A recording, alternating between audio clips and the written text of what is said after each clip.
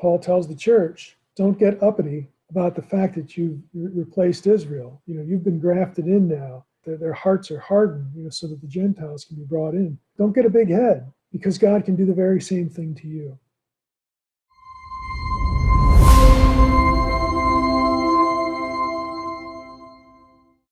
I was reading replacement theology within this paper's early sections regarding the church. Yeah, replacement theology is very common. It is the dominant view within Christianity. That is certainly fair to say because of Reformed theology and the various manifestations of Reformed theology and covenant theology. What we think of as dispensational theology is a minority view within the Christian church. I know that's hard for dispensationalists to hear, and I was raised in a dispensationalist context as a Christian. I think both sides of the argument make legitimate points. I'm somewhere in between this. I think the church has replaced Israel, but I don't think that Israel has been replaced or set aside in God's eschatological program, whereas replacement theologians would say that just point blank. And I think that goes too far. I think there is a place for Israel specifically in God's eschatological program yet to come.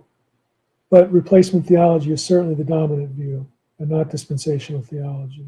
Reading the Old Testament, you see so many prophecies about the restoration of Israel as a nation within the eschatological plan of God. I'm not talking about the state of Israel, but Israel as a nation in the land, in the Messianic age, and allegorize everything within a replacement theology always seems to me like going too far. Like, okay, God is promising them a land, and that's not a land. God is promising them harvest and prosperity and peace. Okay, but those things are now in the church, and they are all spirituals, and the harvest must be something different. Yeah, I agree. I think a lot of statements about Old Testament Israel are applied to the church in the New Testament. Point blank.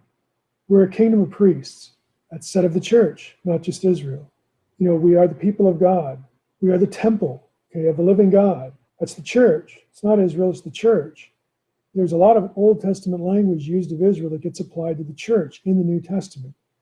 I don't know how many times we ran into this in our study on the podcast, in the use of the Old Testament in the book of Revelation. It's everywhere. It's everywhere in the New Testament. This is why it's the dominant view. But again, I tend to think that some of the statements that are made just are taken a little bit too far in their application, just to essentially squeeze out any eschatological role for Israel or God's ongoing interest in the Old Testament people of God. I don't think that's all been abandoned.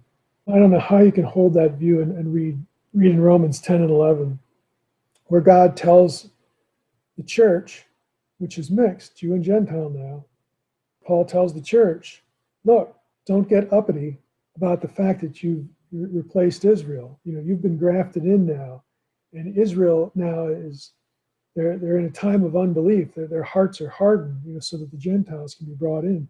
Don't get a big head, because God can do the very same thing to you.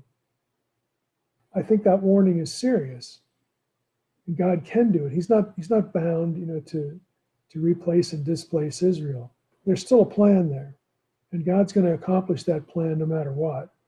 And even if it's at the expense of the Gentile, He'll do it. And also the statement of Paul explicitly that, okay, the Jews, and he's talking about the rabbinic class, they don't believe they're in rebellion, have become enemies of everybody, but they are still beloved because of the promise, and the fathers. And Paul talks about that there is no way that the calling of God could be broken. The promises of God are, I'm trying to remember what Paul's wording is there. But the idea that they're not revocable, that's not completely true, because if there's apostasy, they are revocable. We recorded the podcast today in 1 Samuel 2, and there's a specific example in there about God making a promise forever, then basically saying, forget it. I don't want to telegraph what it is. You'll have to go listen to the episode. It's another example of fundamentally misunderstanding election. God doesn't tie His own hands. He doesn't do that. God is free to do what He wants. And He will, to accomplish the ends that He wants.